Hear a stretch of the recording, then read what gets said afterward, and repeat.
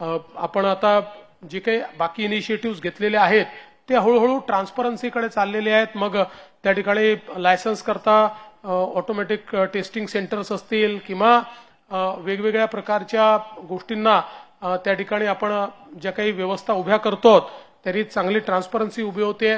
Scrapping centres आपले तयार झालेले आहेत। त्यामुळे खरं तर पहिल्यांदा म्हणजे आम्ही लोकांना सांगण्यापेक्षा सरकारने पहिल्यांदा निर्णय घेतला आणि 18,000 सरकारची वाहनं आम्ही स्क्रॅप करण्याचा निर्णय घेतला आणि त्याचं स्क्रॅपिंग आता सुरू झालेलं आहे।